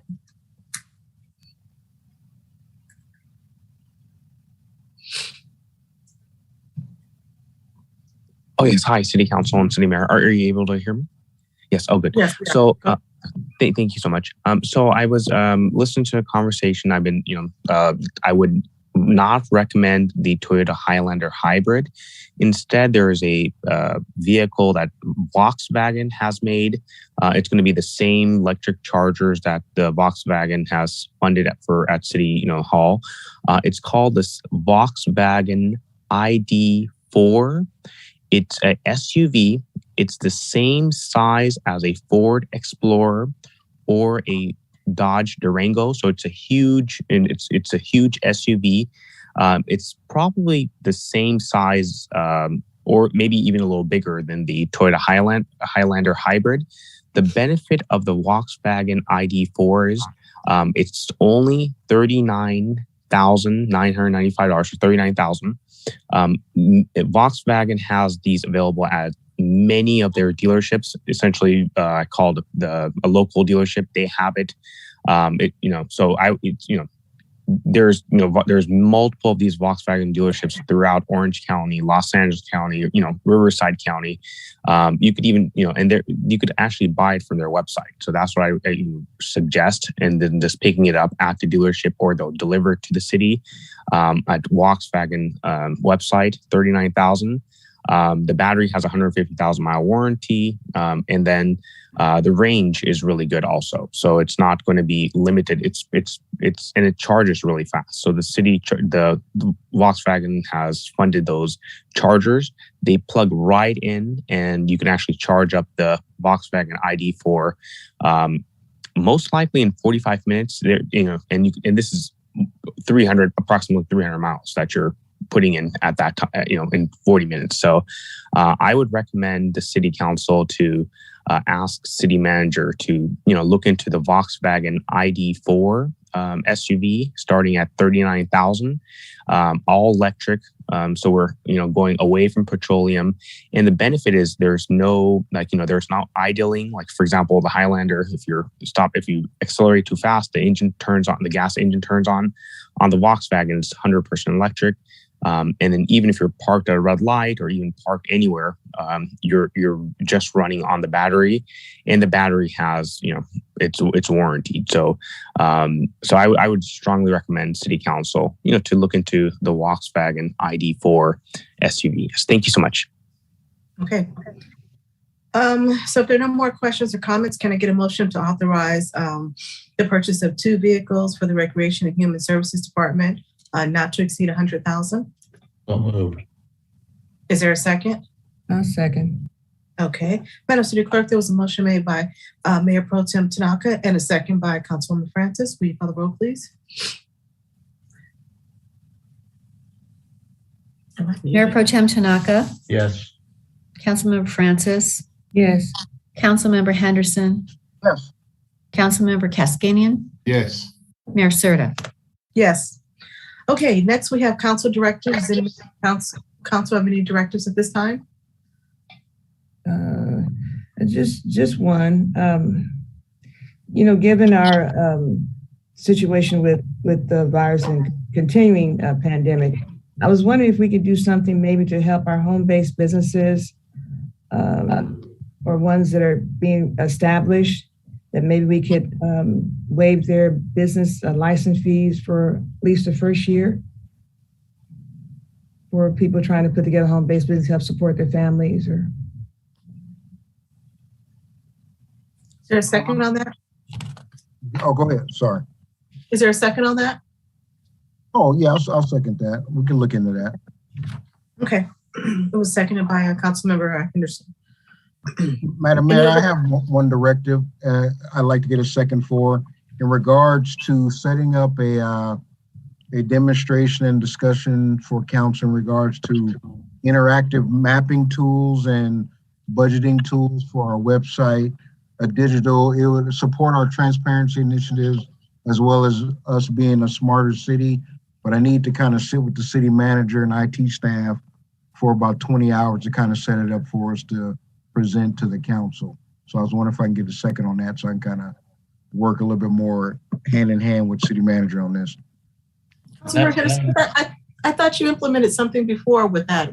Well, we did, but we didn't. Like a supplier or something, right? Yeah, no, not the budget and brief, but this is something in relationship to all our development projects coming up and kind of give the community an opportunity to see the things happening as they are occurring, as well as go back to that digital budget thing that we were looking at that we presented before, but we want to kind of refresh you all. But I need to kind of work on a presentation with Mr. City Manager, so I need his little.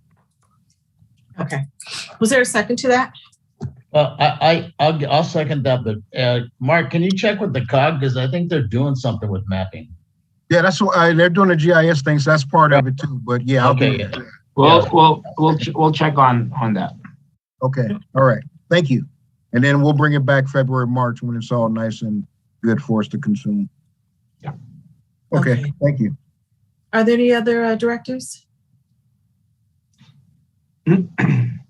Okay, if not, then let's move on to city manager remarks regarding our previous directives. Mayor Serta, members of the City Council, I don't have any updates for you at this time for any previous directives. I do want to just wish our Councilmember Kaskanian a happy birthday. I think he's turning 28 on Saturday. So happy birthday, Councilman Kaskanian. Thank you. 29, actually. Oh, 29, sorry. Okay. Okay, so with that, let's move on to council remarks. We're going to begin with birthday boy Kaskanian. Councilman Kaskanian, go ahead. Thank you, Madam Mayor. Thank you, Mr. City Manager. Madam Mayor, since our last meeting, December the 14th, after that, I attended the grand opening of the Eureka Brewery. And it was a great event, nice brewery, nice beers. it's well worth it to go and have fun and take some people with you. And after the brewery grand opening, I guess everything went south with the Omicron virus, and I tried to stay home as much as I can. And I just stayed away from the troubles. So I don't have nothing else to report at this time, Madam Mayor. And I wish everyone Happy New Year. Hopefully 2022 will be a great year, and we're looking forward to it. Okay, thank you. Next up is Councilmember Henderson. Yes, thank you, Madam Mayor. Oh, I forgot to mention, we received a resolution in regards to working on local control. I forgot the name of the resolution. I got to look at it, but I was wondering if I could get a second on that in response to SB 9. A lot of neighboring communities have actually signed on to this resolution: Hawthorne, Lawndale, Redondo Beach, most of our COG cities. I was wondering if we could look at that resolution to see if we want to sign on and support. I can Councilman Henderson. Councilman Henderson, the name is Bran Huang Mendoza Tripartisan Land Use Initiative. Yeah, that one. Yeah, I'll second it. Okay. Hold on a question. Didn't we sign up for something? It came out of Torrance that had to do with local control? It was local control in general, but this is specific to what we were discussing earlier. Got it. And I know there was mention about they are trying to get it on for the November 2022 ballot. So they have to get their signatures in relatively quickly. But we can have a staff report and I've seen a copy with some of my other clients of the resolution that they've provided. And so we'll have that on the next agenda.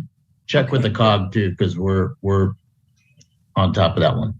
Yeah, all right. Thank you all. Was that seconded? Did somebody second? I heard a second. I think it was Councilman Francis. Yeah. Councilwoman, was that correct? Second? Yeah. Okay. As long as somebody seconded. Okay.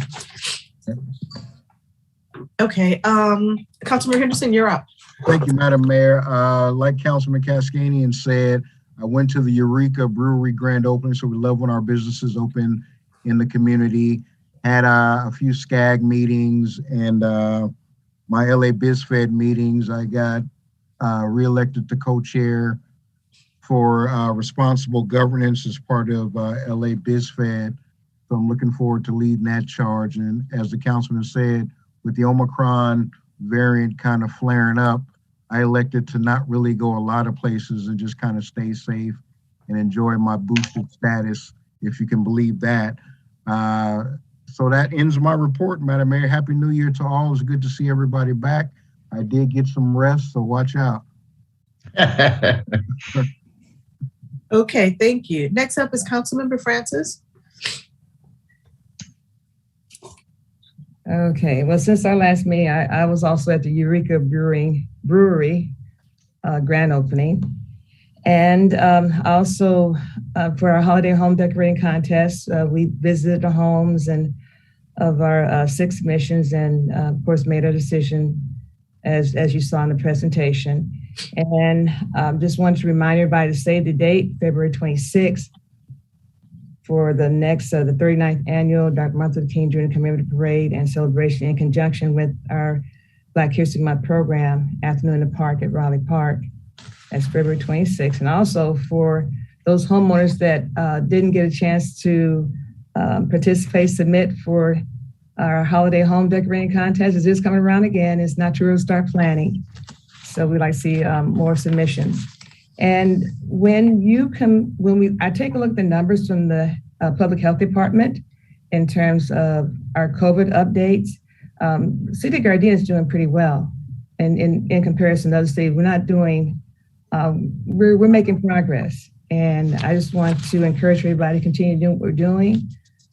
Wear the mask, sanitize, watch your social distance, and we're going to get through this. I want to wish everybody happy 2022. I do believe better days are ahead. They are coming.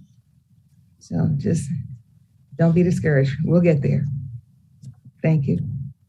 Okay, thank you.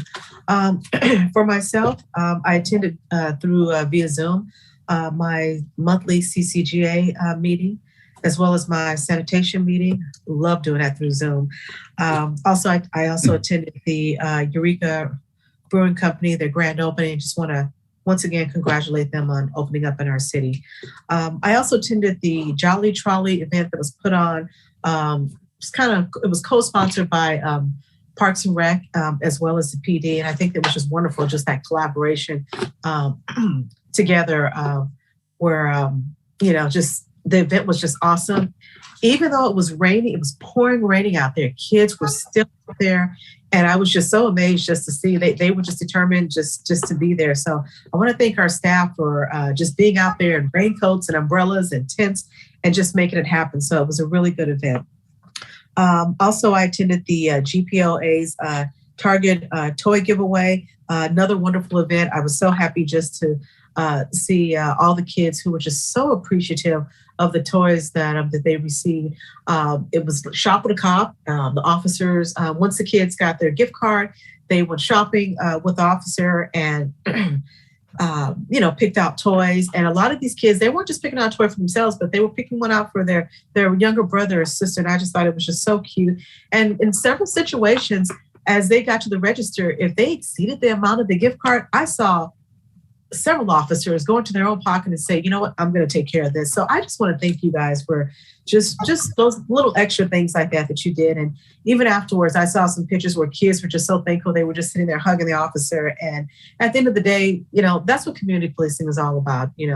Our officers being here with the community, our staff members out there. So it's not just the PD, but it's all of our departments. And thank you guys for putting that on. It was a great event. Also, I attended that same day Serve toy giveaway. That's an organization that deals with autistic kids. And it was myself and Congresswoman Waters. We were there giving away toys to kids from Gardena, Long Beach, the entire South Bay area, Harbor City, Carson, you name it. Kids were coming from everywhere. And I love the way they did it. Everybody stayed in their car. They were able to drive by and we had toys sitting on each table and the kid was able just to point to what they wanted. So that was a great event. Later on that day, I also attended a District 1 neighborhood watch meeting that was held outside.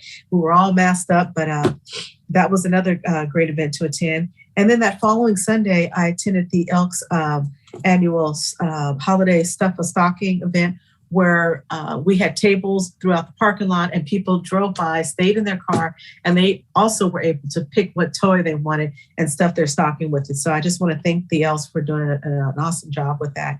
And then also I attended, you may see this in the paper, an event where one of our community members, Glenn Mitchell, he wanted to recognize Gary Kahatsu with Gardena Valley News for all his work. And, you may have seen one of the initial pictures of him in the paper. He also wanted to give an award from our city, and we were able to provide that for him as well. And he was very surprised and taken back by that. But I do want to apologize to my colleagues because at the very last minute, Glenn Mitchell said, hey, can you let your colleagues know? And I got so busy working, and I apologize that I did not get a chance to send the text out to everybody, but I did express to Gary Kahatsu that this not only came from myself, but it came from everybody. So please, I'm so sorry. Forgive me for not getting that message to everybody. It was very, very last minute, literally like the morning of letting everybody know if they could come by just to congratulate him. And then lastly, I attended the house decorating contest. And once again, I'd like to just thank the committee for doing an amazing job. And those, the winners, they were so appreciative of being recognized and just being able to, have the opportunity to display those signs and also get a gift card. So they can go even bigger next year as well. So thank you guys for doing that. That was really nice. So with that, I'm going to go ahead and end my remarks and turn it over to Mayor Pro Tem Tanaka. Thank you, Madam Mayor. You mentioned the Jolly Trolley, and I was so impressed that our staff make us what our city is. Recreation and Human Services, the police department, Public Works, everybody that put in the effort to make sure our kids got to experience Santa and Christmas, even in the pouring rain. It was just a great thing, and that's why we are who we are, and everybody wants to be us. So thank you to everybody in our staff and those that made that happen. That was a great event. Shop with the Cop, again, you know, our police department every year goes out of their way to make sure that kids get Christmas, taking them through Target, letting them shop. If they actually bought more than what they were supposed to buy, the police officers dug into their own pockets, paid the overage without even hesitating. It's just, it's why we're so proud of the city that we have. And I'm going to tell you, we're the gem of the South Bay because it's what we do for our people. And so thank you to the PD for doing that. I attended the SPA 8 committee from the COG. I'm the chair of the homeless task force and for the COG. And we just want to remind everybody that the homeless count is coming. And if you want to be a part of taking a part of counting our homeless people, try to reach out to the city. It's, I believe, January 26th. So just make sure you reach out if you want to be a part of that, because there's some online classes that you have to take in order to streamline the process before you take part. And it's important for the money that we get through Measure H. I attended our COGS legislative committee. There's some things that we're discussing regarding how we maybe get some of this money from Measure H. I want to congratulate Dee Searle for becoming a sergeant, one of our great female officers that has worked so hard in her career.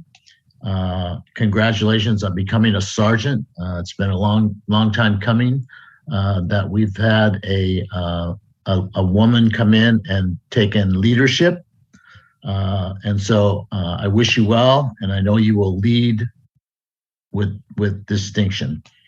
And Madam Mayor, I think that just concludes my report.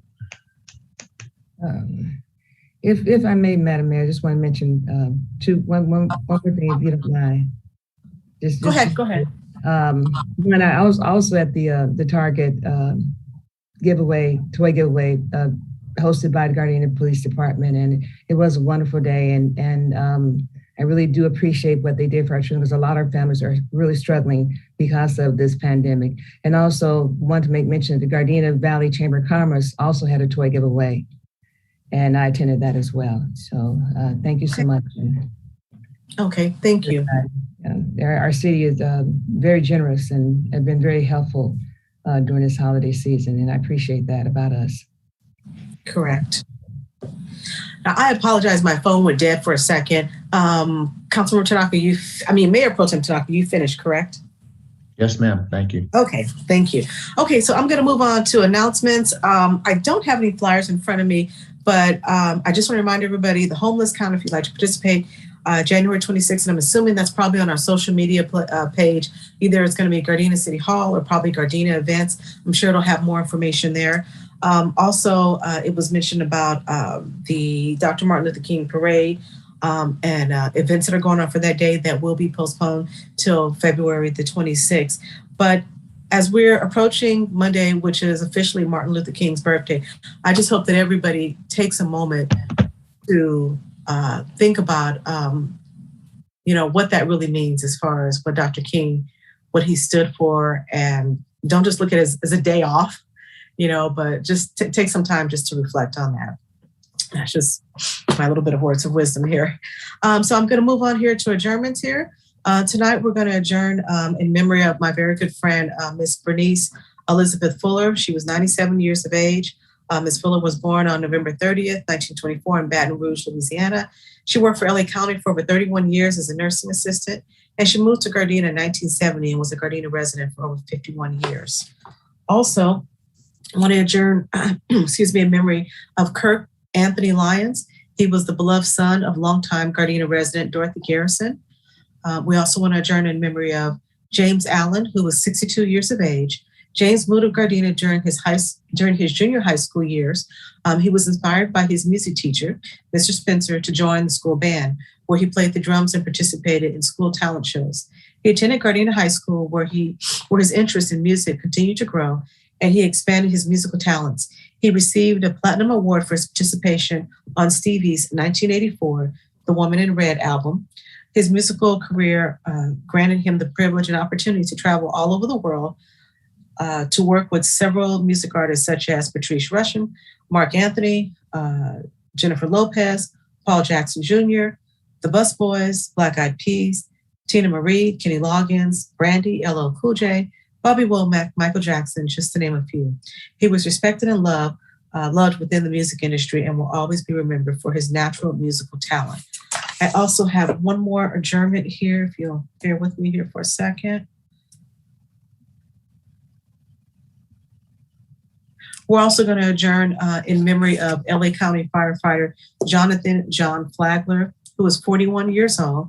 He was a 21-year veteran with the Vernon Fire Department and most recently, the Los Angeles County Fire Department. He tragically died in a fire last week. So at this time, we're going to go ahead and move to adjournment. So the Gardena City Council meeting will adjourn to our closed session portion of our City Council meeting at 7 p.m., followed by a regular City Council meeting at 7:30 p.m. on Tuesday, January the 25th, 2022. So at this time, we are adjourned. Night all, sleep fast. Good night, everyone. Good night, everybody. Good night, everybody. Be well.